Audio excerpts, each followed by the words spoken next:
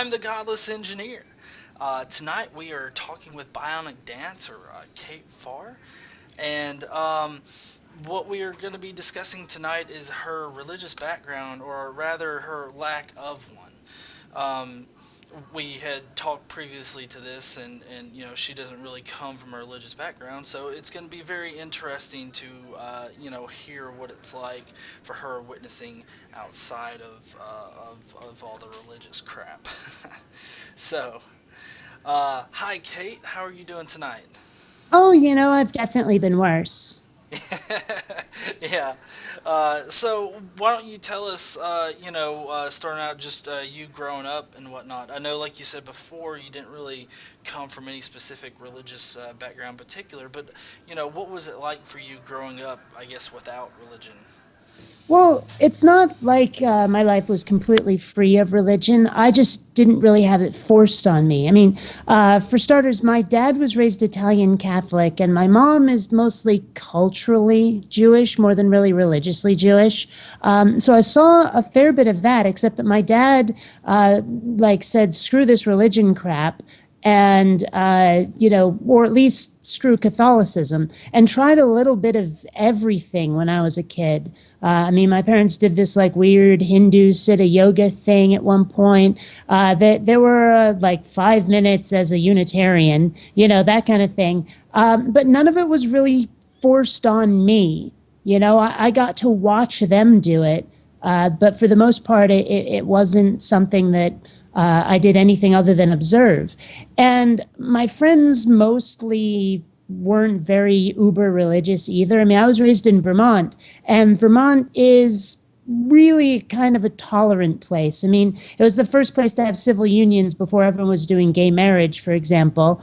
And that's kind of indicative of what the culture is like there. So, really, religion didn't affect my life too much until well into adulthood. Wow. So are you still living up in that area now, or have you Oh since no, moved? no, I'm in Seattle. I've been living in Seattle since '95. I want to say maybe '96. So I've been here for quite some time. How are you liking it over there versus where you started out from? Well, I could certainly do without all the clouds, but other than that, it's great. I mean, it's a very culturally tolerant place. I mean, people have moved from all over to go to Microsoft and Amazon and Boeing and things like that. So, with that much culture, well, I want to say cultural diversity, colliding together at once, tolerance was kind of inevitable. I mean, like nobody had a majority of their side here. So really, people have become very hands off. There's a lot of, you don't bother me, I won't bother you going on here. I mean, I live in what could be reasonably called Seattle's gay district. And here, I mean, people are just out on the street being weird, and it's totally cool. No one cares. Well, I know you don't really know me, but I live in North Alabama, Hmm? so yeah, that's pretty much the reaction I get from about everybody. So being weird here, it usually consists of being rational, and about the only rational person in the room. Um, but like you say that your parents kind of had a Jewish type of background. Well, just Uh, on my mom's side, my dad was raised Italian Catholic. right. So what was it like living in a house that kind of had that divided religious background, Well, I guess? it didn't though. I mean, that's the thing, that was my parents' families. But as I said, I was raised by hippies, and they, didn't do pretty much any of that stuff. I mean, my side of the family, like my mom, my dad, and me, we were very much the black sheep of our extended family. Because my aunt Michelle got married to, like on my dad's side, got married to a guy who was like this close to being a preacher, and then they decided to start a family instead. So the fact that we were not part of a lot of the religious stuff going on in the extended family made us, well, weird.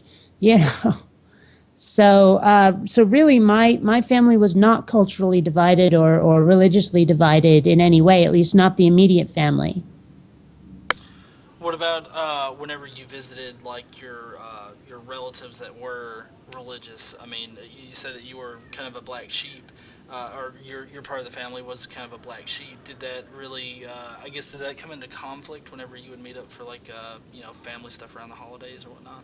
Well, not really. I mean, I suppose there were a couple of awkward moments where, they do the thing Thanksgiving, maybe Christmas dinner or something, where they're like, let's all pray, say grace, all of that stuff. And I'm just sitting there going, I'm so not used to this.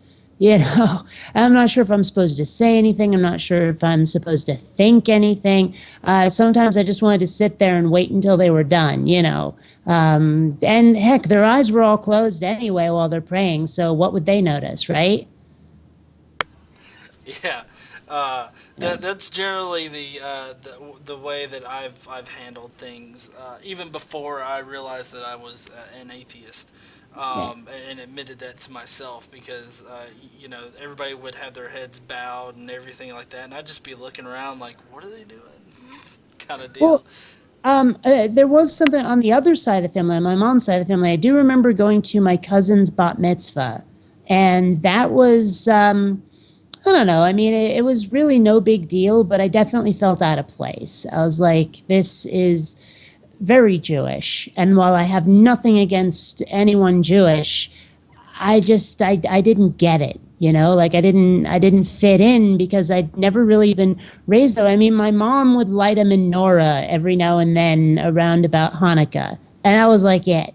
And she seemed to be like going through the motions more than anything else. The way I looked at it, hey, I might get Hanukkah presents along with Christmas presents, is the way I saw it. And there really wasn't any reason to see it any other way. But then when I go to this bat mitzvah, it was more Judaism than I'd really encountered. So, I mean, I guess in a way it would have been a learning experience if I hadn't been like 14 or something. But, you know, What about your cousins? I mean, were any of them like I guess black sheep at all? Like did they really adhere to the religions or? They did as children, but now one of the Catholic cousins is gay, and the other, well, one of the others, the younger sister, she doesn't seem to be really part of it at all either. Although I don't think she's a lesbian, but she's really gone off in her own direction. I think she's like some sort of entrepreneur right now. I don't know. We don't see the family that often, but one of them, she kind of got about as devout as her dad, and she's popped out like 3 kids now, and she's definitely got that sort of Catholic mom thing going on. Yeah, the Catholic mom thing. I guess that's. Does she drink heavily? Okay, I mean, that I don't know about. That you know. well, it's just I come from a Catholic background myself. I went to private Catholic school until about fourth grade, and then after that, I was in public school. And I just like the Secret Santas as I was getting older would generally be like, oh, okay, well, let me guess, and shake it. It's like, oh yeah, it's alcohol, and it's just like every single gift was alcohol. Yeah. Actually, it's kind of funny. I did not have my first drink until I was 22. And that was, no, sorry, rewind that, 24. And it wasn't any kind of religious thing. I just didn't feel the need. But also, a bunch of my high school friends of mine and we sort of decided, you know what, we're just not going to drink or do drugs. It's just this thing we're not going to do because we see how much it messes people up. I get back from my first year of college and discover that all of them have broken the pact. And I'm like, damn it. Screw you guys. Am I the only one who can like have any willpower or anything? But then, again, I really didn't feel the need to drink. And a friend of mine finds out when I'm 24 that I haven't had a drink, and is like, we're going to an Irish pub. So, yeah, alcohol and me have a weird history. Oh, actually, I mean, it doesn't relate to religion, but I have some stories. I don't know if you want to hear them. Oh yeah, sure, go ahead. Well, okay, my alcohol tolerance used to be legendary. I mean, like that first night when I went to the Irish pub, 14 shots later, and I'm barely buzzed, right? I mean, seriously, I'm not even kidding. I could drink that much, and it barely affected me. But there was this girl that I was really crushing on who, like me and her and a friend of ours, are having a movie night. And she hands me this glass, and I say, "What's in this?" She goes, "Oh, margarita mix and, some Everclear." And I'm like, "Okay, sure, why not?" What she didn't tell me is that it was 7 shots of Everclear. Now, if anyone's familiar with Everclear, this stuff is weapons grade. I mean, oh my gosh. Man, I made The Exorcist look like a documentary. I could have barfed for my country. You have no idea. And ever since then, my alcohol tolerance right through the floor. Like two doubles and I'm done. So, yeah.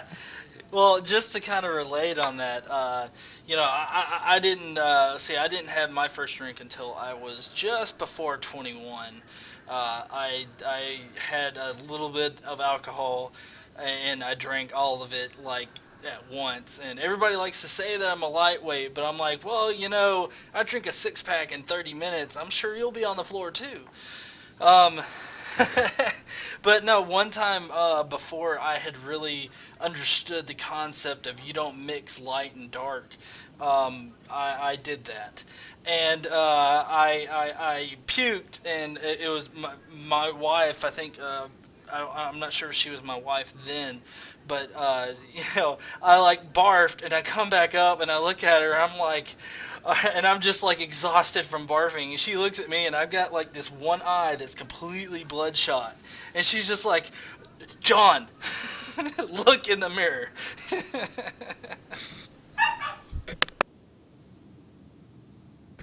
Sorry, that was my dog. Fair enough. Fair enough. She scratched her ear in the wrong place. Fortunately, my kitty did not jump with claws because, sometimes she reacts to sounds like that in movies, and ouch, I have scrapes on my thighs. So. So, what about going through, high school and being, pretty much non-religious? I mean, did you encounter a lot of people that were religious and kind of looked down on you, or did you have any kind of interaction like that?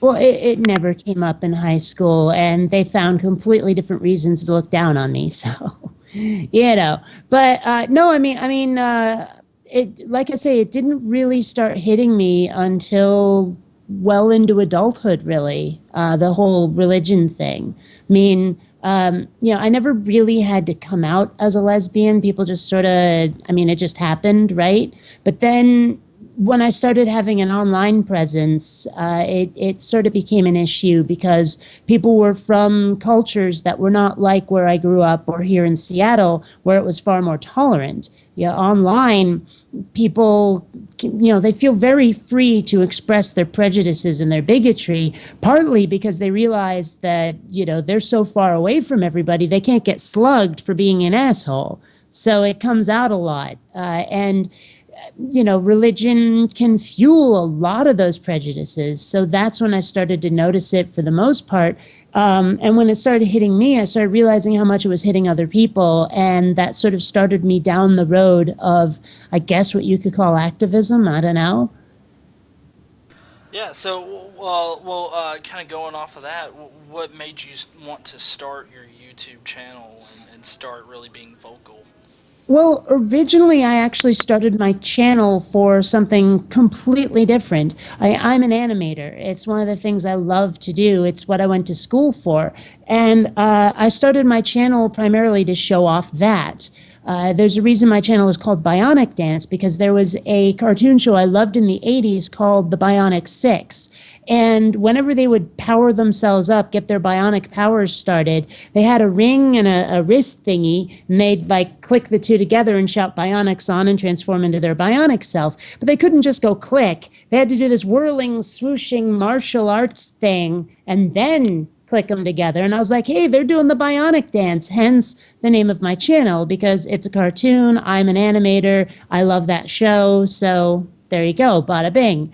But a friend of mine started pointing out a lot of the religious stuff that was going on, pointed out other YouTube channels that she thought might be relevant to me. And I watched them. It was channels like Non-Stamp Collector, Thunderfoot, that kind of thing.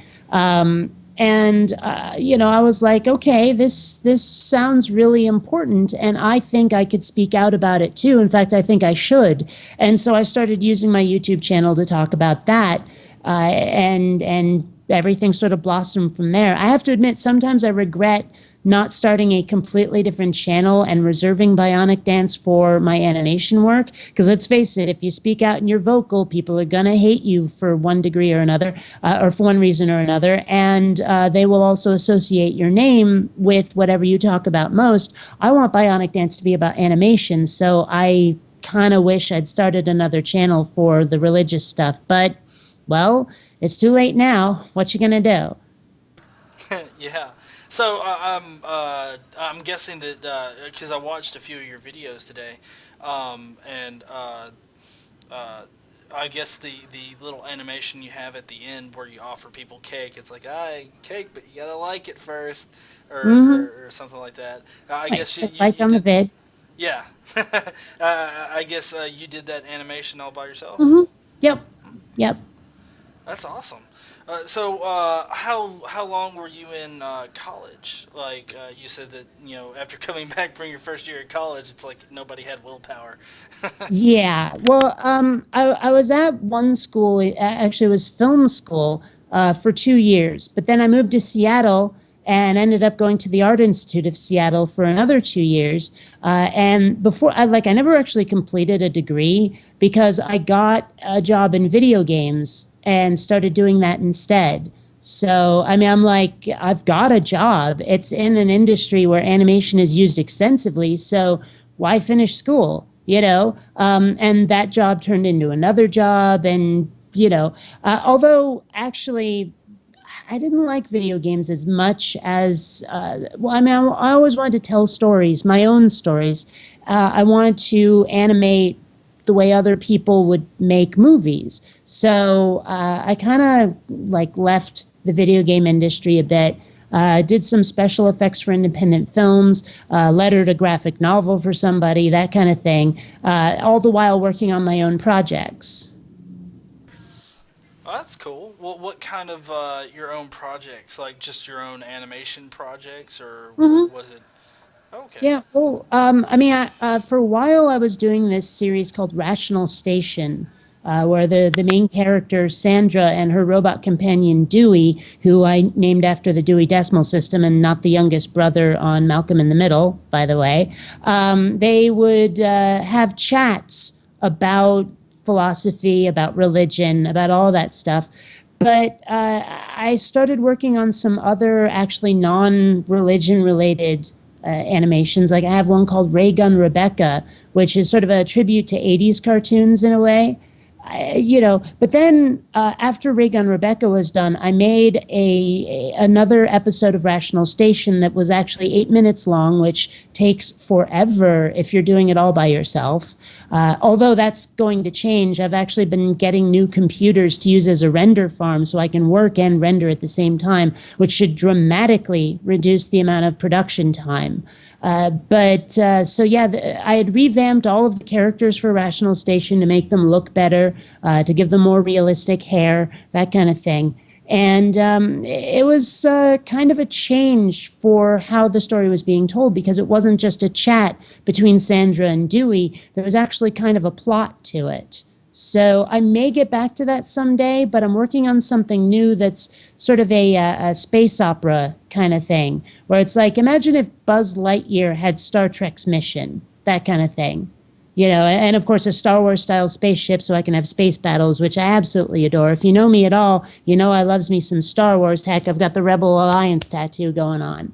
So that's a project I'm working on there. I've always wanted to do a Tron fan film, and I have a really neat idea, so I might do that at some point. But after I've done those two, I might go back to Rational Station. We'll see. That sounds pretty cool. I have to say that the whole animation aspect. I really wish that I could be that proficient in graphic design. But about the best that I can do is put together a simple meme to post on a Facebook page. Well, a lot of the best YouTube channels, or at least the most popular, seem to involve animation of some kind. I mean, you look at someone like Non-Stamp Collector or Dark Matter 2525, they do animated stuff and people love the crap out of it. So, it's certainly a way to gain some notoriety, if nothing else. Yeah, and I think that it really does kind of cultivate more of a creative mindset. When you're trying to make a point, but you're trying to do it in a different way, other than just like getting on camera and bitching at it. You're having to engage those mental processes in order to come up with something unique in your style. So I have to say that it's pretty amazing that you've done all of that basically without having the formal training of school or whatnot. Well, I mean, I had some. The Art Institute definitely was centered around CGI, around 3D animation production. So, I mean, I had some, but there is a lot I had to teach myself, a lot I had to learn from tutorials on the web, that kind of thing. But I did have some formal training. Yeah. Well, yeah, I didn't mean to totally disregard, the formal training or whatnot, but the way that I was going with it was that it just kind of seemed like you had this sort of internal drive to really be proficient at it, and so as a consequence of that, you did things on your own, you gained experience on your own outside of school.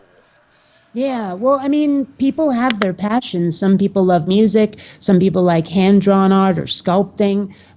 Some people, it's sports. I don't know.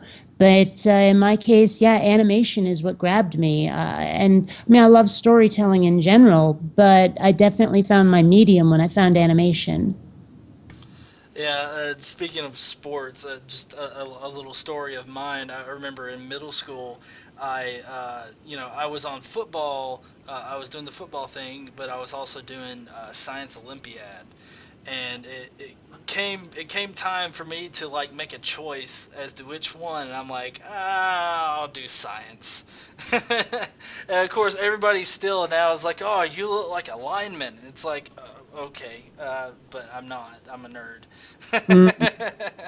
Well, I mean, it's funny because, like, I mean, I'm not really sports people. I love to rollerblade, but I don't play like the organized sports, like, football, baseball, whatever. That's just not my thing, never was. But there was once I spent like a couple of months as an Xbox tester. It was a temp job. And this was original Xbox. And one of the things they made me do was for an entire day play NFL Fever. I forget which year it was, but it was one of the NFL Fever games. And I actually started to enjoy football, which I never expected. So, I kind of make a habit every year of watching the Super Bowl. I don't watch anything else, but I watch the Super Bowl. Of course, I always pick which team I want to win based on whose helmet art I like best. So obviously, I'm a bit of a amateur sports watcher, I guess. But I did learn to appreciate the sport in ways I never expected to. So, who did you root for this year? Well, I am living in Seattle, so I kind of had no choice. Yeah. You know, Well, I was wondering if maybe the opposite team's helmet art was a little bit better than Well, the I Seahawks. mean, that's one thing. I mean, I was raised in Vermont, which is New England, and they are the New England Patriots. But I've always thought that that three-cornered hat was silly, so I'm going with the Seahawks, just in terms of helmet art. Yeah. Um, See, I really, I don't really keep up with sports. Kind of like you, I can play the video game and the video games for it, and I really do enjoy it because it does have a lot of strategy to go with it, and I really enjoy that when I have somebody to play with. But if it's just me, I'm just like I'd rather watch Firefly or Sure, something. sure. Although I have to say, Serenity ruined Firefly for me. It really did. I can't watch the show now because I know what happened in Serenity, and it's just tainted. I, Well, I don't know. The thing that keeps me from really watching more than a few episodes of Firefly, it's because next episode it stops. I don't have any more episodes. yeah, Uh, yeah. That show should have lasted so much longer than it did. yeah, well, the amazing people over at Fox love to just make the best programs. Mhm. Yeah, yeah. So, but since you've been on YouTube, what are the biggest subjects that you like to, I guess, tackle as far as like the atheist activism or any other kind of activism that you might do?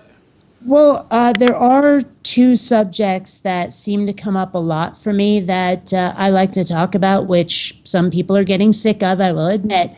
But faith is one. I think that faith is one of the sillier parts of religion, where they believe something with really no basis whatsoever. That it's just I believe because it says so. I don't need any evidence or proof. That to me is just one of, well, I won't say it's the worst aspect of religion. I will say it's the worst justification for it, however.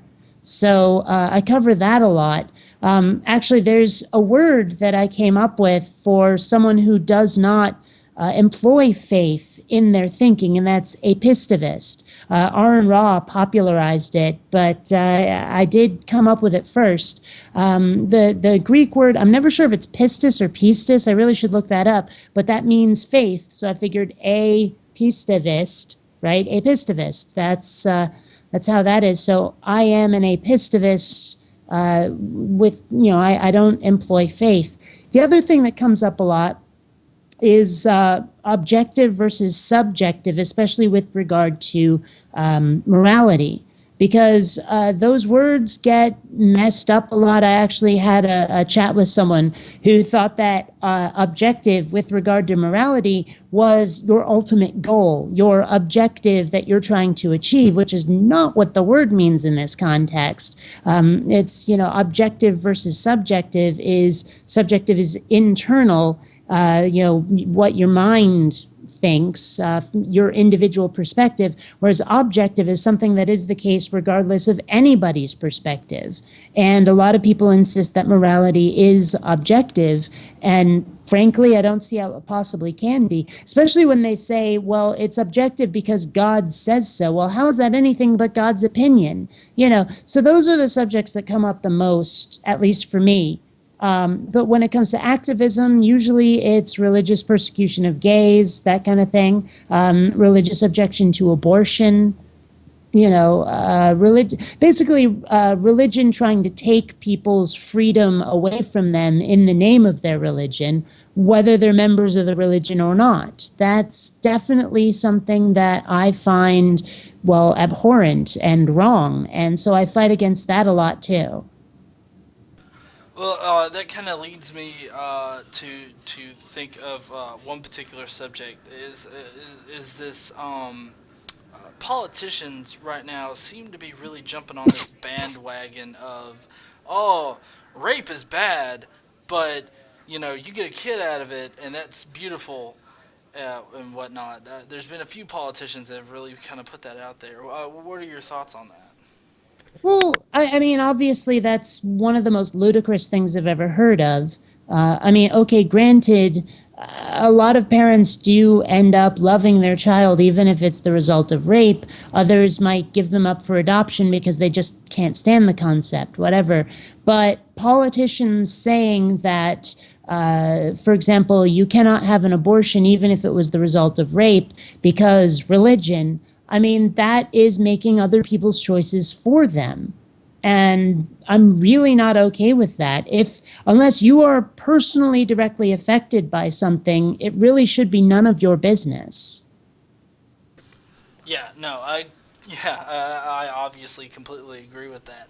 Um, but uh, um, do you why do you think that these people keep getting like elected to these positions? Do you think that maybe it's because of this, people holding on to these irrational beliefs and they only want to vote for people with the same irrational beliefs, or it could be I something mean, I else? think that's probably the case, but I also think that a lot of these politicians, or at least some of them, a significant percentage, even if it's a minority, don't actually hold those beliefs, but rather espouse them in public to get votes. And certainly there are people out there who say that you'll get the conservatives who play the religion card to get elected, but really they're getting elected to, take away things like taxes on the rich, to make it easier for businesses that want to cheat the system in various ways by having politicians,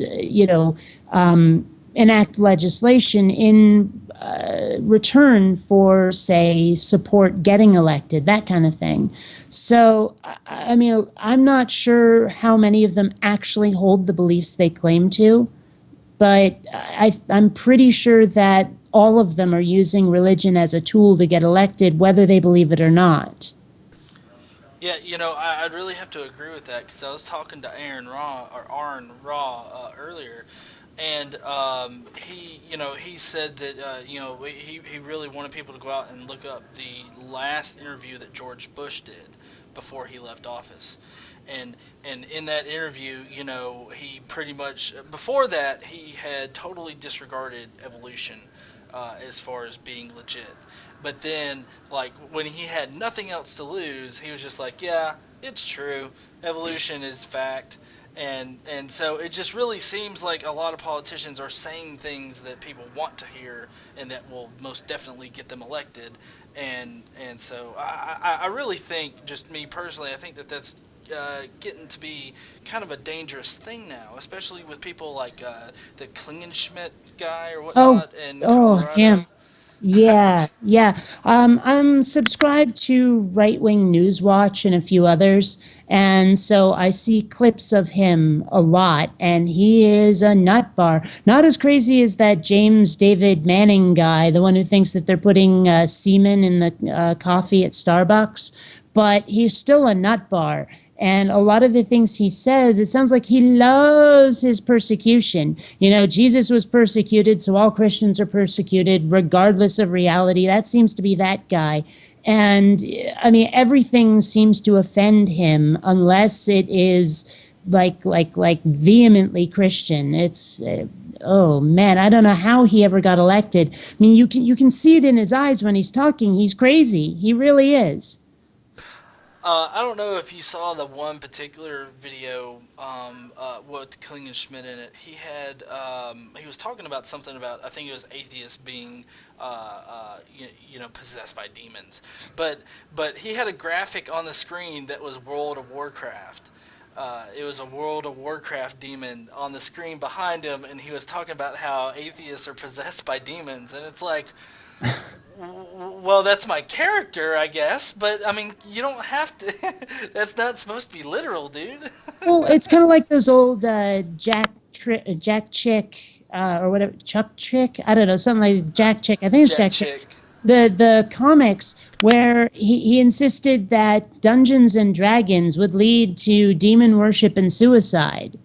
And it's like, okay, so they've moved on from D&D to World of Warcraft, but still. Yeah, and I really think that this guy, the only reason why he got elected, and this is, I really hope the reason why. Of course, I'm not in Denver, or not Denver, but in Colorado in general. But I'm really hoping that maybe he was the only person on the ballot for that particular position, and so like the people that would vote against him didn't get a chance to vote, and then everybody that would vote for him probably just checked the Republican, because you know how you can vote and you can just say, oh, straight Republican, that's what I Mm.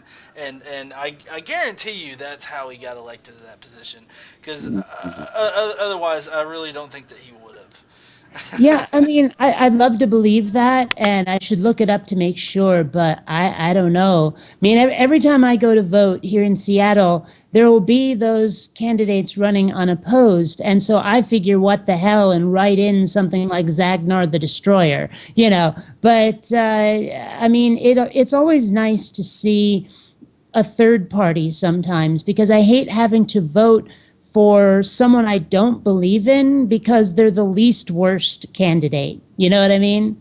I mean, because let's suppose that Hillary gets the nomination for president in 2016. Well, she's going to be better than the Republican, but she's not who I want to vote for. You know, but what can I do? It's a two-party system. You know, so I'd love to believe that this Klingenschmidt, or whatever his name is, would was the only candidate available. But if he had been, I would have been writing people in, whether serious or goofy. I would have written someone in. Yeah, I like the idea of doing it goofy. It's like we had 29 votes for Conan the Destroyer instead of you. Right, right. And a Zippy the Wonder Mutt. I don't Yeah, know. yeah. Um, but getting kind of on track to or discussing LGBT and whatnot. Here in North Alabama, we just recently got marriage equality or whatnot. Everybody's allowed to be married now, like they should have been able to in the first place. But I'm wondering, what are your thoughts on Roy Moore and him trying to stop all of that? Is this the one that just happened like a day or two ago? Yes. Yeah. I mean, I don't understand. Well, number one, I don't understand why people want to do this. They're not getting married, you know, like they're not getting married to someone of the same sex. So why should it even matter? It sounds like what they're trying to do is enforce their religion on everybody else. It's like, if you're not going to be a member of the church, we're going to make you behave like you are. You know, so this guy is, I mean, I don't remember all the details because honestly, I don't know a whole lot about Supreme Courts. Like, every state seems to have their own, and then there's the federal one. And I don't know, it's politics isn't my thing. But it sounds like he did a lot of this stuff in defiance of like what the law says, what the court's decisions were. And that just strikes me as mildly obsessive, I suppose. I was going to say psychotic, but that's not true. Obsessive is the right word. Uh, and it's like, how do these people not know that they're on the wrong side of history? I mean, like, how many states we have? 37 something now with marriage equality. It's it's definitely a majority.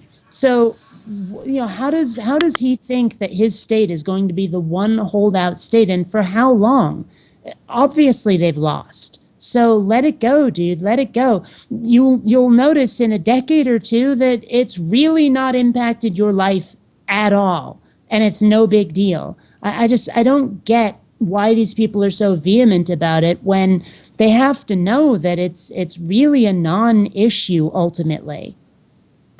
Yeah, it should be a non-issue, and I don't know why they have to concern themselves with other people's love lives, but they want to insert themselves. um, but oh crap, I had a question and then I lost it.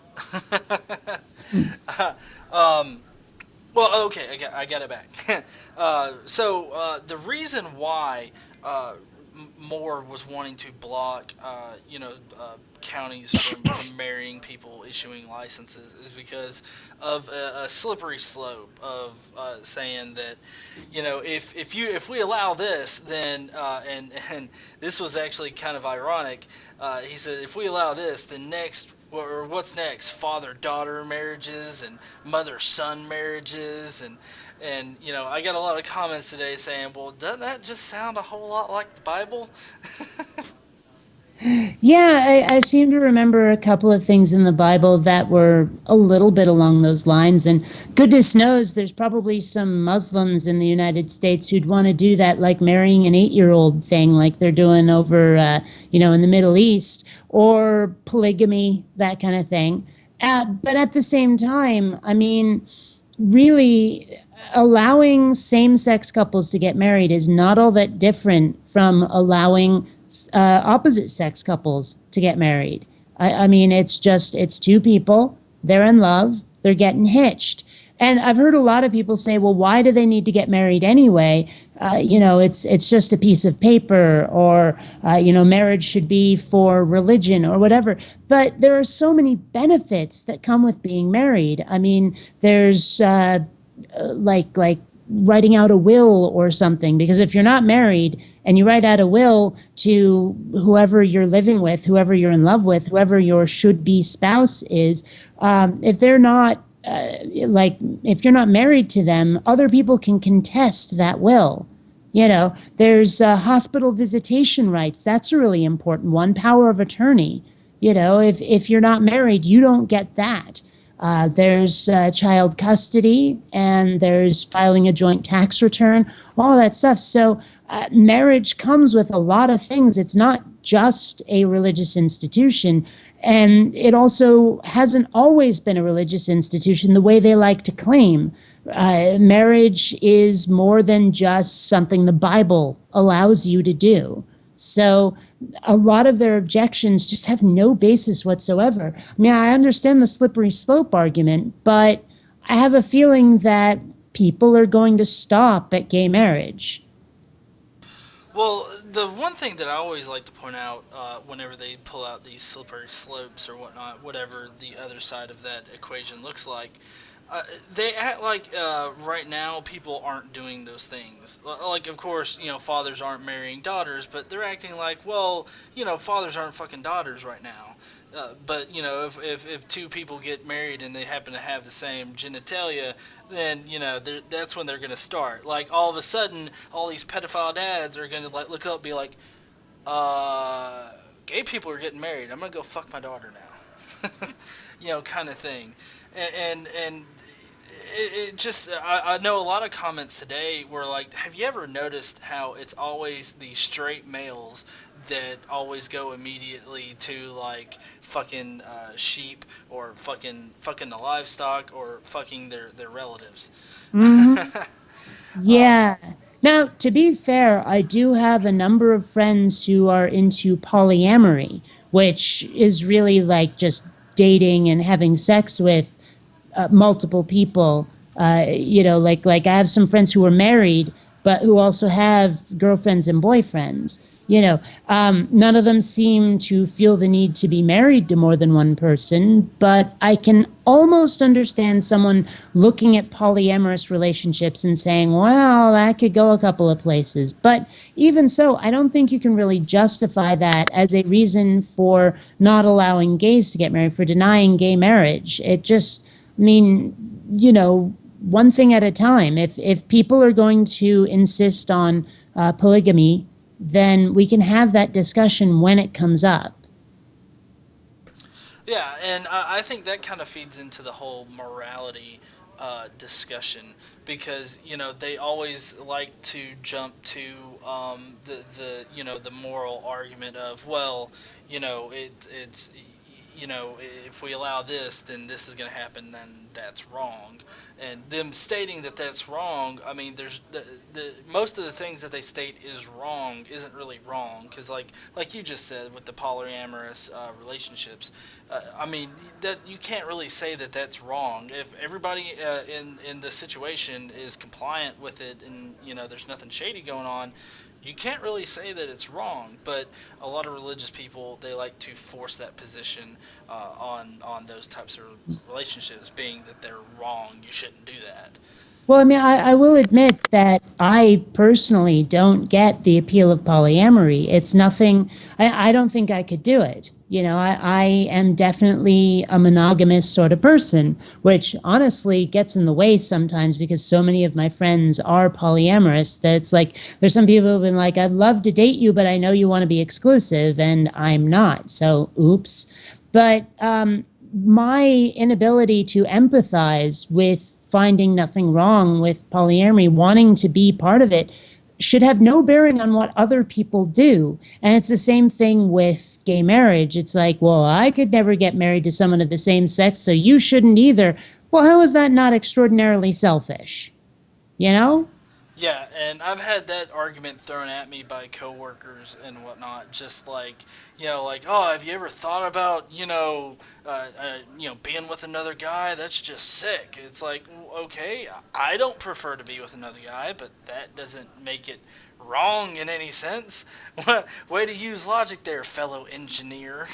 Well, End I mean, and quotes. honestly, like, depending on how you define it, I actually don't think right and wrong actually exist outside of our own heads. I mean, I say everybody has their own individual morality in their own head, and that's the only place it exists. Fortunately, there is a lot of convergence, a lot of overlap between, say, my morality and everyone else's morality. I mean, I'm willing to bet that 90% of the things that I consider wrong, a lot of other people consider wrong too.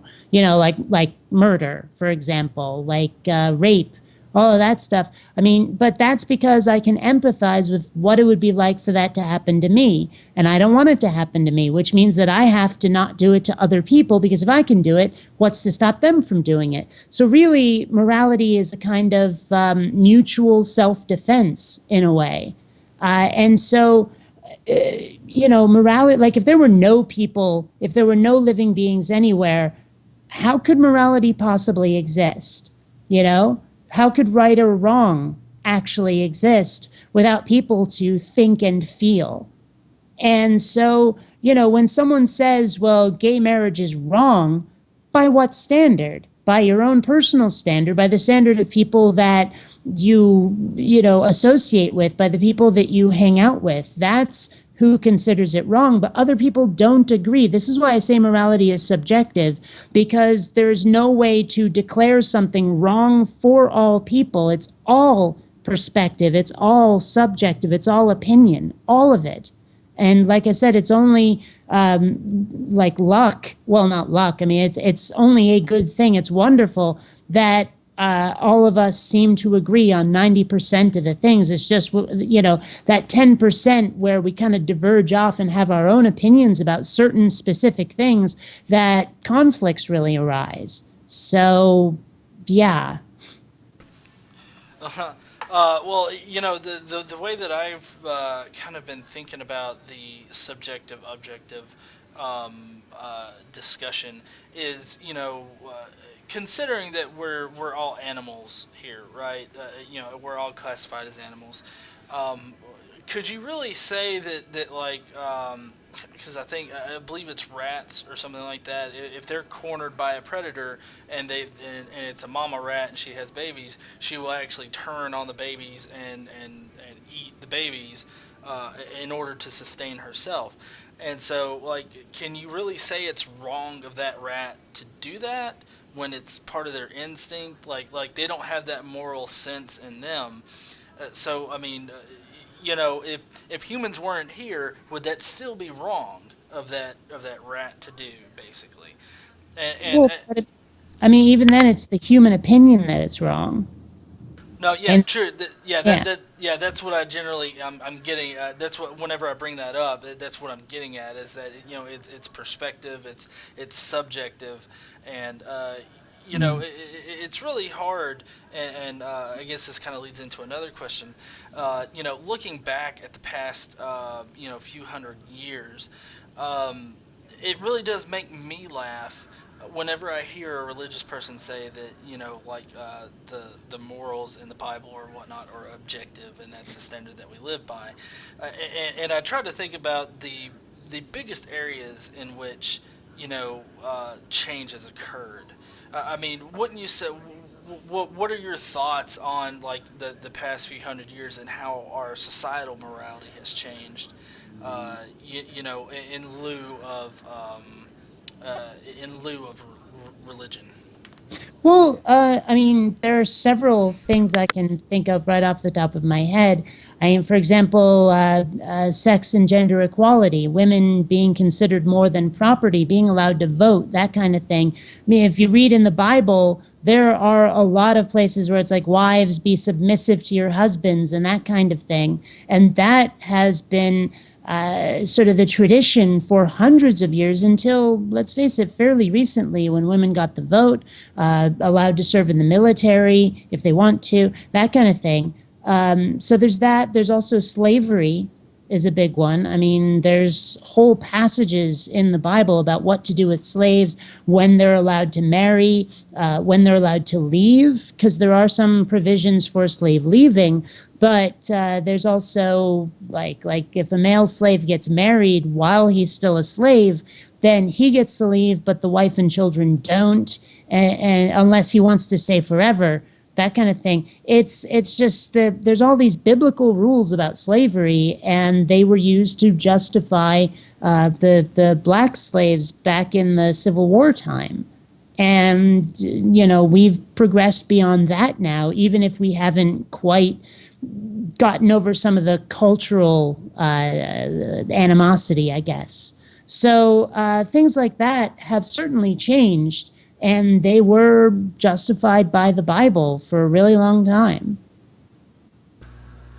Um, yeah, you know, whenever I do bring up this argument, I generally I try to point out like you know the slavery issue, and then there's the women's suffrage and just the treatment of women in general, and then of course the LGBT movement or group, and I always like to point out that, you know, if you really think about it, who leads the charge in this societal change? It's never been, you know, like you know, the religious have found some kind of new translation of the Bible or something like that, or new interpretation. It's always been like, you know, the society wants it to change. It's that 10% that you were talking about. That 10% difference becomes great enough to where it actually has a huge effect on society in general. Um, and so I mean, how would you agree with that opinion, or does it differ? No, I mean that's pretty close. I heard recently that some conservative tried to say that it was religion, that it was Christianity that got rid of. Well, I don't think it was slavery, but it was certainly like that gained black rights because Martin Luther King was, Reverend Martin Luther King, that he was a religious man. And it's like, no, just because he was religious, it didn't make him do that to fight for civil rights as a Christian. It's kind of the way people point to like Stalin and Mao and Pol Pot and say, see, they were atheists and look at what they did. But they didn't do it in the name of not believing in a God. That wasn't what motivated them to be who they were, to act as they acted. So, I mean, to point to religion and say that it had anything to do with fighting these fights is just ludicrous. And I mean, I don't, I'm trying to think of a time when religion or religious people in the name of religion fought for the rights of people who'd been oppressed. And I can't do it. Yeah, that kind of sounds like, I guess, a black swan kind of thing that you're not gonna, you know, you're not gonna find maybe, because I mean, you know, it's like you said, it's hard to find a situation where the religious are actually fighting for the rights of somebody that their people in their own religion are working to oppress. I mean, Yeah. it always seems like those that are seeking to oppress those are always going to be louder than those that are speaking out against it. Um, and it seems like it does. It's that way across almost any religion. Because if you look at like the Muslim community now, you have Muslims that do speak out against their religious fundamentalists and whatnot, but it's not like there's an overwhelming force. Like there's so much greater of the fundamentalists that are speaking out and being loud and being murderous and whatnot, and it's so much that it just really smothers, the ones that do speak out against it. Well, and that's the thing. I mean, a lot of the people who aren't part of the worst of a movement, whether it's Islam or something else, a lot of them are like, look, I hold these ideals, but I just want to live my life. I don't want to have to fight a fight. It's like, you guys go be terrorists. I'm just going to be fill in the blank, in this case, a Muslim, and, leave me alone. I don't want to crusade against you, but I also don't want to be you, you know. So that I think, I mean, that happens in other movements too. I know plenty of gay people, plenty of feminists, that kind of thing, where they're like, I stand for X, Y, or Z, whatever it is I stand for, but I do it quietly. I do it behind the scenes. Maybe I donate some money once or in a while, but I'm not going to attend marches or wave placards. So it seems like it's the ones who are the most vehement and often the ones who are actually detrimental to the cause because of how they conduct themselves that seem to be the loudest. And that's unfortunate, of course. Yeah, I would have to say that is pretty indicative in the feminist movement. Unfortunately, Yeah, unfortunately. Well, I mean, that's the thing. I don't even think that the rad femmes are the majority. They're just the loudest. And unfortunately, they're the ones who get associated most with feminism, to the point where a lot of people who are feminists don't want to call themselves that anymore. I think that's really a horrible thing. I mean, I actually lost friends, some of them who were fairly prominent in both atheism and feminism, because I was on the wrong side of Shirtgate for them. Because I was on the it's no big deal. His girlfriend made the shirt. It's just cute women. Leave him alone. I was in that camp, while these friends of mine that I lost were in the no, this is horrible. We have to run in circles and scream about this one because, oh my gosh, I mean, it's like they had no sense of proportion. It was like we could be talking about, say, abortion, voting, equal rights under one law or another that affect tons and tons of women, and they wanted to make a federal case out of a frickin' shirt. Seriously, sense of proportion, people. If you want to go after someone for, doing this shirt thing, for wearing a shirt that you happen to find offensive, let's do that after we solve the bigger problems, after we solve things like, equality under the law for rape, that kind of thing, abortion, all of that, women's rights that affect this larger group. I mean, come on. But I was, like I say, I was on the wrong side of that, and I lost several rad femme friends who I'm like, that was enough for you to go away? That was enough for you to reject me? What's wrong with you people? yeah.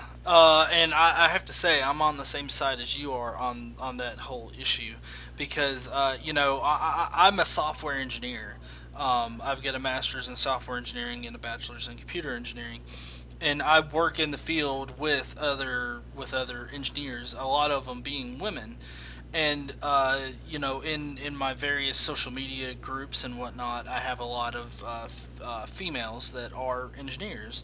And whenever this was going on, I was talking to a lot of them, because obviously I'm not a female. I'm a man. It's not like I could sit there and act like I know what females are going through in the field. So I talked to some, and they felt pretty much everybody that I talked to, they felt that there are a lot bigger issues. Like one of my friends, she said that she turned in a report one time, and it wasn't taken seriously by her boss. But then a male counterpart turns in the exact same report, and it's accepted without even a glance at it. Mm. And it's things like that that really need to change in the STEM fields. We need to. Those are the kind of issues that we really need to tackle. Yeah. Not a guy that wears a shirt to support his friend, girlfriend, whoever made the shirt for him. And that was my whole stance on it. And I can't tell you the amount of hate that I got from other atheist friends of mine too. Yeah. Well, I mean, I kept the phrase I kept hearing was "death of a thousand cuts." Like little issues like these, there's so many of them that it just, wears us all down because of the full onslaught. And I'm sitting here thinking, no, it doesn't. The only reason Shirtgate happened was because you let it get to you. Nobody meant any harm, and it would have been a complete non-issue if people had just shut up about it and not actually gotten offended. I mean, there was nothing offensive in what that guy did. There really wasn't. And I mean, there's things like equal pay for equal work and equal hiring practices that are so much more important than this crap. I mean, it's like, I mean, I don't watch a lot of Anita Sarkeesian. I hear about what she is saying and doing from, well, mostly her opponents, which honestly is not that fair. I mean, I've had people harass me for, things that other people have said to me, and they never got my side of it. So honestly, I feel a little hypocritical doing the same thing with Anita Sarkeesian. But from what I hear, she's kind of doing the same thing, where every video game she encounters has to go through the Bechdel test or whatever. Where it's like every female character has to be this like uber strong, never in distress, never unable to take care of herself, never rescued by a male, none of that. I mean, I don't think it's allowed for any female character, even if like the same game would have, multiple female characters and one of them is badass and the other one's not. I get the impression, I could be wrong, that she would throw a wobbly about the one female character who's not just like the other one. I mean, like I say, I could be wrong about that, but I get the impression of this from her, and I think she's part of the problem. People like her are part of the problem. It's a freaking video game. And there's plenty of characters out there who are like amazing female characters. There's plenty of games that let you choose between a male or female character, like say Mass Effect or Fallout 3. So, really, what's the big deal? Why is this such an issue? And aren't there greater things to tackle? Yeah, the biggest problems that I have with Sarkeesian's arguments is that, like, for instance, one of the ones that I know the most is how she takes the game Hitman and says, oh, you can kill these women and you can drag their body around, so therefore it promotes violence against women. They say the same thing about like Grand Theft Auto 5, but what they happen to leave out is the fact that you don't necessarily, it's not like the games like give you extra points or anything for killing a woman or something like that.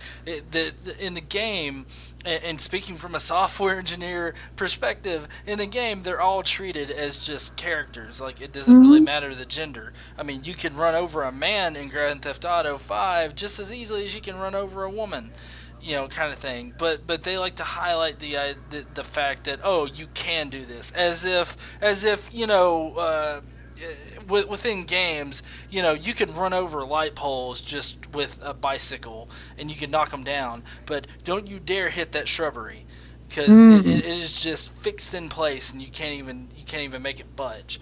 And Yeah. I get the feeling that, like, unless women in video games are treated like, I guess, shrubbery, where you can't knock them down or anything, otherwise it promotes violence against women.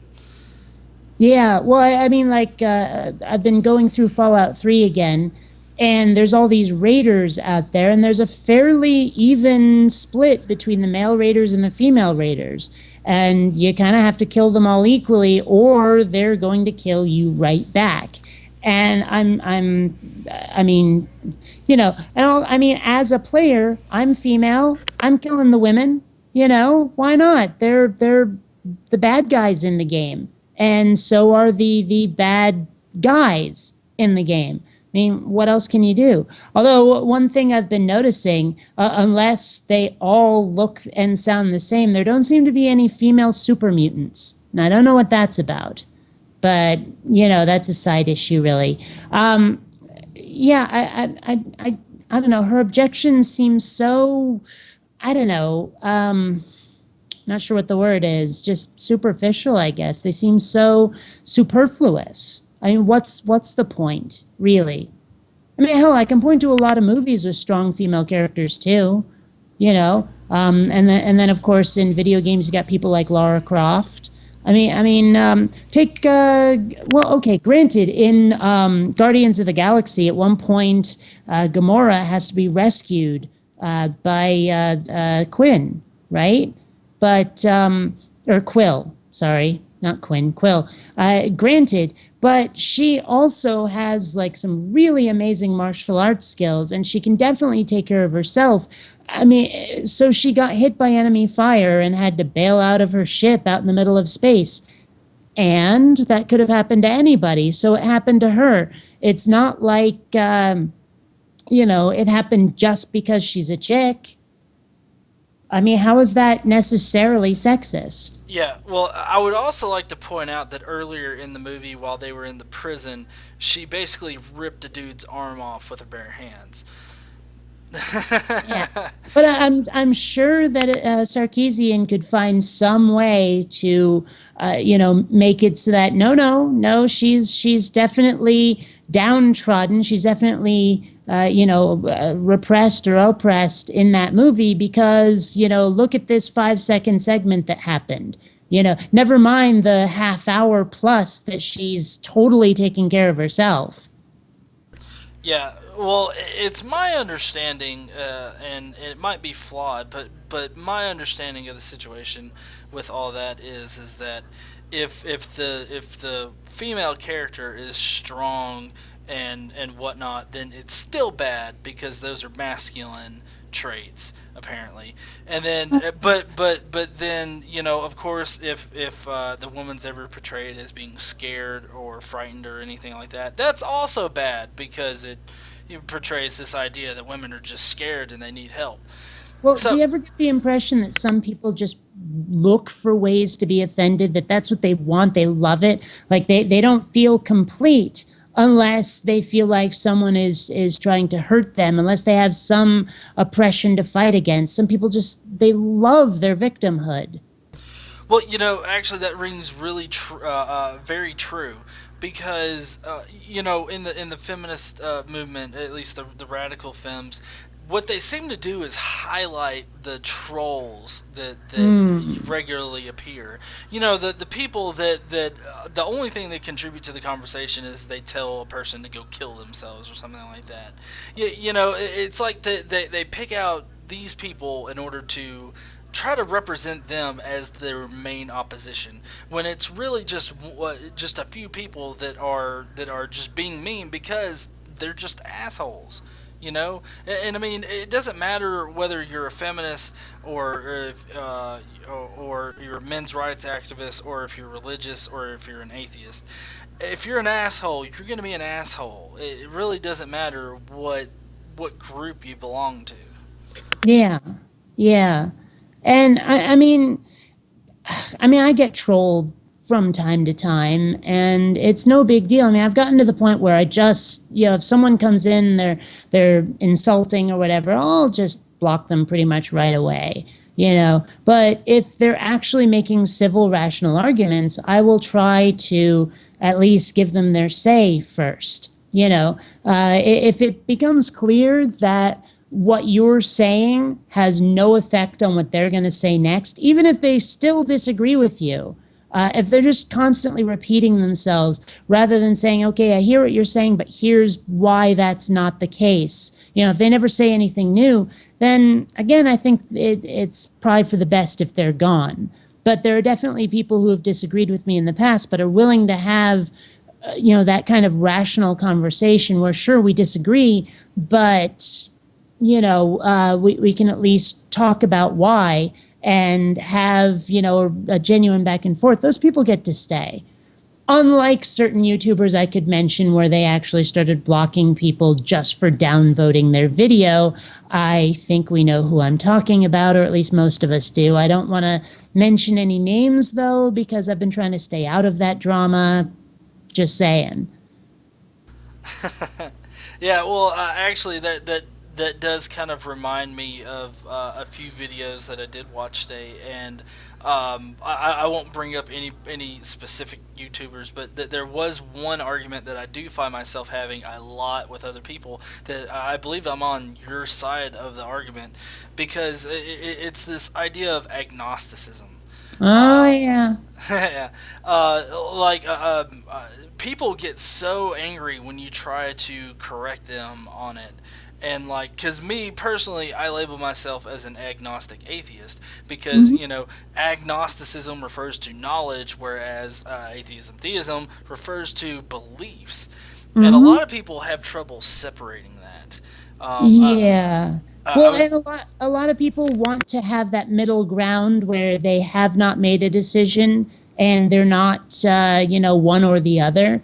But unfortunately, it's you believe or you don't. Those are the only possibilities. You do or you don't. And even if you're like wavering from one to the other, unless you do believe, unless the number of gods you believe in isn't zero, you're an atheist, because that's the state of your belief in a deity, is not.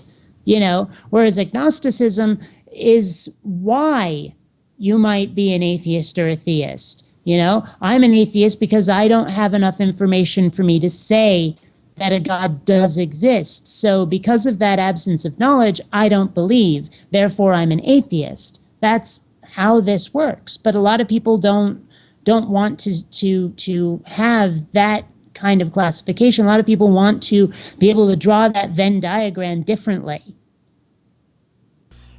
Yeah, and you really can't, because when you when you say, well, I'm an agnostic, and you don't specify like beliefs or whatnot, that kind of that always confuses me, because it's like you're saying, well, I don't know what I believe.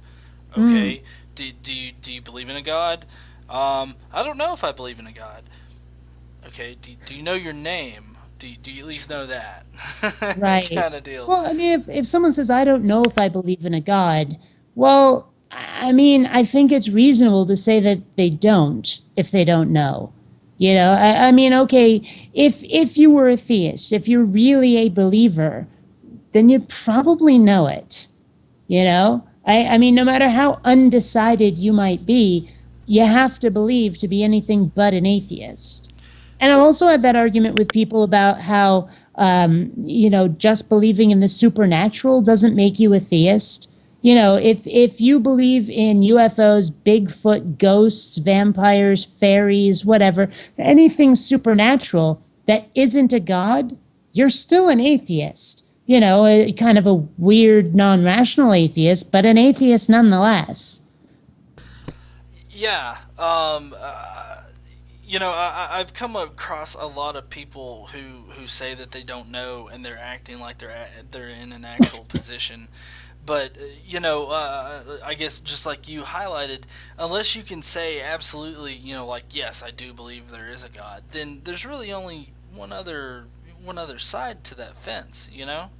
I mean, I really don't understand why people have to, I guess, straddle that fence all Well, the I time. mean, I think a lot of it is just that people like to have a certain, like, they want to associate those words with certain camps, where it's like, I am an agnostic because I'm not an atheist, because I'm not a theist. I'm in the middle like that. But when I kind of get pedantic about these words, very specific, it's because they're supposed to describe. They're not supposed to be like a team. They're not supposed to be an alignment. They're not supposed to be, an association or an affiliation. They're supposed to describe a certain state. That's why if you're an atheist, you can be a strong atheist, a weak atheist, an implicit atheist, an explicit atheist. I mean, you are an atheist because you don't believe, but you're strong, weak, implicit, explicit, because I mean, that's what describes what kind of atheist you are. And it's not a matter of I've put you on a certain side. It's not a matter of I've put you in a certain team. In fact, that's kind of backwards. What I've done is I've looked at what you are, why you're like that, and then used words to describe it. But a lot of people are unwilling to see it that way. A lot of people are like looking at atheist and agnostic and theist the way some people might look at Christian, Muslim, Catholic, Hindu, whatever. Like, atheist and agnostic are their own religions, and they're so not.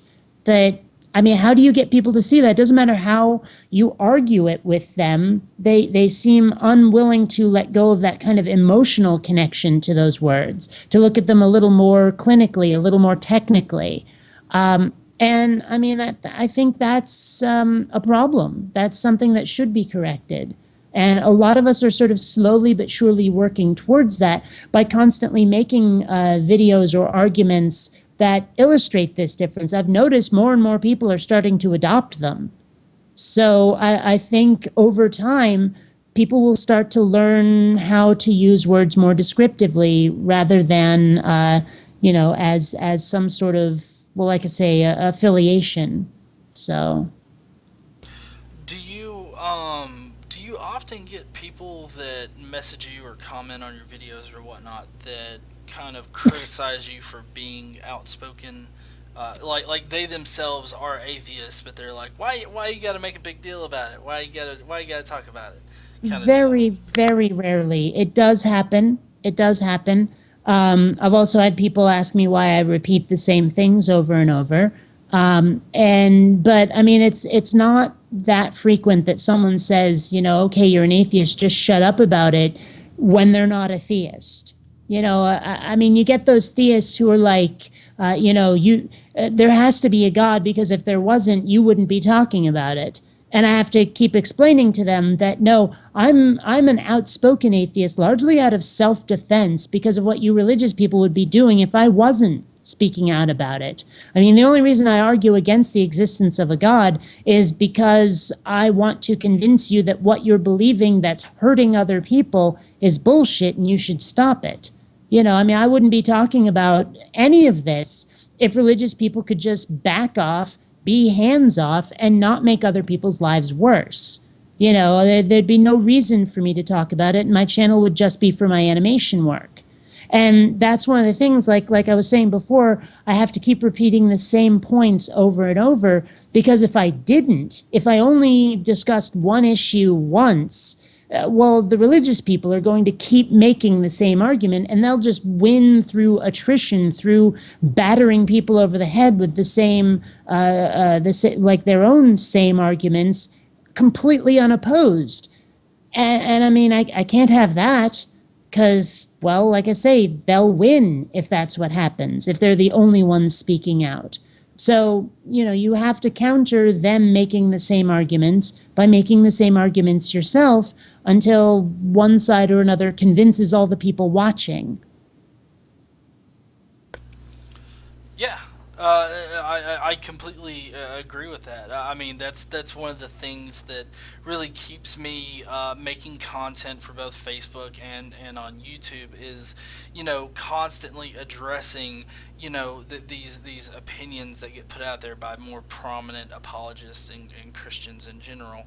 And I feel like if we don't keep up, with criticizing, what they say and whatnot, that eventually, people will start, more often than not, people will start falling in line behind them, and us putting ourselves out there is really providing the other side of the argument, kind of thing. And so keeping that in mind, do you think that any one atheist, I guess, can be bad for the atheist movement in general? Like, I don't know if you've had that lobs your way before, but I know I have in the past. And then, of course, I don't know if you've kept up with the whole Dusty Smith kind of thing on Facebook, but a lot of people have said that he's particularly bad for the atheist movement. What are your thoughts on that? Well, I mean, I've certainly had that accusation lobbed at me. I'm sure almost every atheist who's outspoken has. But, I also get those really gratifying messages where people say, I used to be a fill in the blank denomination, and now I'm an atheist because of your arguments. You've shown me where my religion was getting it wrong, and now I've deconverted. And those are wonderful messages to get. So, and I'm sure every atheist who's had the "you're bad for the movement" has had that too. Now, do I think there are atheists out there that can be bad for the movement? Sure. I mean, there's certainly some atheists that have taken some positions that I find kind of, I guess abhorrent is the right word. I hate to say politically incorrect, but they certainly seem to be on sides of issues that make me go, really? That's the way you think? Really? Again, don't want to name names, but there are some people out there who are not very fair minded about one religion versus another, where they're not willing to look at the flaws and even the virtues of each of the ones that are being described. I mean, I have no love for any religion, but I at least want to discuss them honestly. So I think, not having that sense of proportion can be bad for the movement. It can make us look bad. I have not been following the Dusty Smith thing. I unsubbed from him ages ago.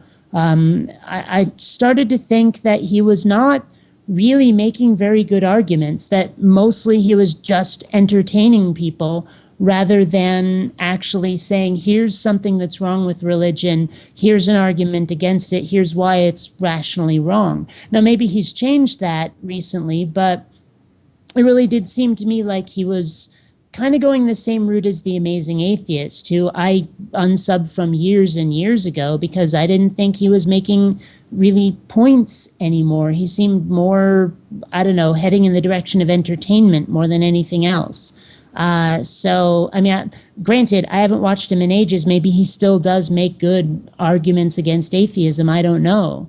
But, and then you've got people like Thunderfoot, who does make some really good, arguments against religion. But then apparently he's been getting mixed up in a whole lot of drama that I'm glad I'm only seeing the periphery of. So, there are certainly people who, like, atheism has its own scandals. Atheism has its own, I don't know, people who just get into trouble in ways that don't make us look very good. Yeah, and Dusty's latest thing has been, I guess, really on that line, I guess, as far as, his own personal brand of comedy goes. To me, it didn't really strike me as surprising just because of Dusty and his own sense of humor, I guess, and his own channel content. But it was around Martin Luther King Day. He made some particularly racist comments and tried to brush them off as jokes. But I'm not saying that me not being surprised doesn't mean that it was okay for him to make those jokes, in my opinion. But at the same time, it's kind of like, well, if you've been watching his content, this really shouldn't come as a big surprise, because he just kind of seems like one of those, I guess, shock and awe type of people. So a lot of people were getting upset about that, and whatnot, and the accusation that he's been bad for the atheist movement kind of got lobbed his way. And I guess if I say, yeah, he's bad for the atheist movement, I feel as though I'm being a hypocrite because it's been lobbed my way before as well, and I'm like, well, I don't really think I'm being bad or anything, just kind of thing. Sure. But anyways, well, we're coming up on about an hour and a half, and I know that you're a pretty busy person. Do you want to talk about maybe some upcoming projects? I know that you had stated some upcoming animation projects that you're going to be taking part in. But is there anything else maybe on your channel or in your personal life that you're going to be taking on? Well, one thing I started doing about 3.5 years ago was reading the Bible and sort of interpreting it through the eyes of an atheist and making videos discussing it. But I kept getting stuck on Second Kings because Second Kings is like 20 pages long. There's like 24 chapters, and there's so much to cover in it, and a lot of it is boring. And, if like I made a 13-minute video recently covering chapters 1 through 4. If there's 24 chapters, and 13 minutes for 4 chapters, I mean, we're talking a very long video. So I'm starting to divide that up into parts, and I'm reading the Bible again. And interpreting it for people. Now, granted, I've had some people tell me, oh, it's so boring, not because of your presentation, but it's just the Bible. But that is a project that, like, I'm determined to finish this book someday. I'm going to read the Bible so you don't have to, But other than that, I mean, most of the projects I do on my channel, I scan every couple of days, I scan for a video that someone has been particularly stupid on, and I, respond to that.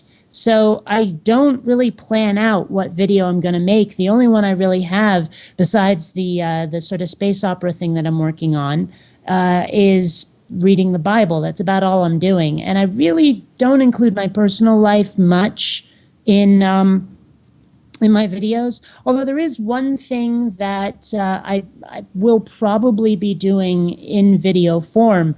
I do have an Amazon wish list, and quite to my surprise, somebody bought for me the $650 3D printer that I never expected to get. So I'm going to be turning some of my animated stuff into 3D models, and I'll probably be displaying that for people as, just side projects. And I'm not certain if I'm going to be doing that on my main channel, though. I do have a second channel that I was doing like video game Let's Plays on. I haven't touched it in a while, but that seems to be a little more geared towards that sort of geekery, So I might be doing that on my other channel instead of my main channel. But regardless, I'll probably be doing that as a project. Other than that, I have no specific plans. Sorry, I started talking with my mic muted. Okay, that sounds pretty interesting. So, what's the name of that second channel? Oh, Bionica. It's like bionic with an A at the end of it. Okay, yeah, whoever's watching this, I will have that linked below, as well as probably annotated on the screen for you to go and check Kate out over on Bionica. And hopefully on the main channel too. Yeah, exactly. I'm of course going to have your links down below. So everybody, if you're not subscribed to Bionic Dance, definitely do go and subscribe to her. I haven't followed you too closely over the past couple years that I've really been active in the movement, but I do check out your videos from time to time, and I particularly liked your take on the Kings chapter that you just recently posted. I really like listening to you read that and give your own 2 cents on it. So I really can't wait to watch your next part in that series. There is one other thing I'm hesitant to mention because they told me not to really be specific about it until like a week or two before it'll be released. But I was recently filmed for a show on Comedy Central. I'm not going to say which one, but when it comes out, I'll put a video up saying, hey, watch this show at this time, and you'll see me on the show. Hopefully that'll boost my subscriber base a little because, let's face it, Comedy Central, woohoo. So I guess I can call that another project as well that's upcoming, even if it's not specifically on my channel. So, that's kind of a teaser. Yeah. I'll let you know. No, yeah, I can't wait for that. I will definitely be trying to catch that on there, because it'd be awesome to see you like on a Comedy Central show. I mean, that's got to feel pretty awesome. Oh Uh, yeah, I was so surprised when they contacted me. I was like, "Wow, you found me? Really? Of all the people who are atheists on YouTube, you found my dumb butt? Well, hey, rock on, you know." Because it's not like I applied for this; it came completely out of the blue. yeah, yeah. Well, and honestly, I've actually had my first, I guess, uh, paid. I guess. This group out of Milwaukee, Mythicist Milwaukee. They're flying me up to their first annual conference that they're having, and they want me to stream live from their conference and whatnot. And so I'm pretty stoked about that because it kind of came out of the blue for me as well. Because they were like, "Oh, are you gonna come up here? Because we'll fly you up here and we'll take care of you and have you do that." So I'm like, I'm not really anybody special, Yeah. Well, kind of deal. along those same lines, I will be at American Atheists 52, I think it is now, in Memphis in a couple of weeks. And then later this year, there's another convention in Atlanta. I forget which one that I'll be at. Also, I mean, it's not really my own project, but a while back, I figured, what the hell, and got myself ordained with one of those life church things, just for the hell of it. It's like, hey, an atheist preacher, right? Well, I've had a couple of people say, hey, do you want to conduct our wedding for us? So we'll see how that goes, too. Well, yeah, and with me being here in North Alabama and us getting marriage equality, there's actually this wedding week that's going on up here, and they suggested, well, like if you want to perform marriages or whatnot, get ordained here, and I actually went through that. I got ordained or whatnot, and so I'm actually, I guess, technically allowed to actually officiate over weddings, although I haven't really done that this week with the wedding week or whatnot, just because I haven't really practiced it or anything. I haven't really done anything for it, and so I don't want to possibly ruin somebody's ceremony by just the Yeah. fact that I want to help out. So that's why I'm actually kind of a pretty I guess burly dude. I'm like, I've got muscles. I can help carry stuff, and so that's how I'm kind of helping out. Well, Um, ironically enough, I mean, you'd think someone with a YouTube channel would be a good public speaker, but the truth is that I do my videos in multiple takes. And, I have a script in front of me. I mean, okay, granted, I script out every individual response. Like, I'll script out a bit I'm going to say, then I splice in their bit of video. I write up another scripted response to it, and I do that. I mean, I have these bloopers videos of me totally flubbing the takes. So, if I were to perform a live wedding ceremony, there'd be a lot more errors than there usually are in my videos. So I'd be a little nervous doing that too.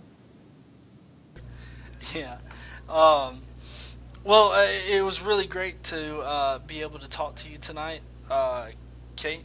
And I hope that you will join me sometime in the future to talk again. I really enjoyed our conversation, and I know that other people do as well. Well, uh, I had a good time for what it's worth. yeah, I'm glad, and like I said, I can't wait for the rest of your you reading the Bible. Like I said, I really liked the most recent video where you did that, and if you're watching this, go subscribe to Bionic Dance. Keep up with her reading the Bible as well as her ad hoc videos, as I do a lot of those same kind of videos. I don't really plan out what I'm going to be talking about, although I do have a couple series that I run on my channel. I'm trying to keep up with that as well as do these ad hoc things. So, but like I said, I'm glad that I was able to talk to you tonight, and I hope everybody had a nice time as well. And uh, I guess that'll be it for the interview. Um, uh, go to Godless Engineer and subscribe there, as well as Bionic Dance.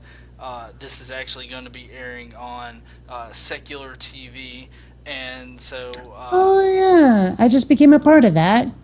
oh, did you? Mm-hmm. Oh, okay. Awesome. Well, then, apparently Kate's been on the network for a little while. Well, whenever this airs, which I believe is in the 1st of March. So, everybody, go Bionic Dance, subscribe, and enjoy.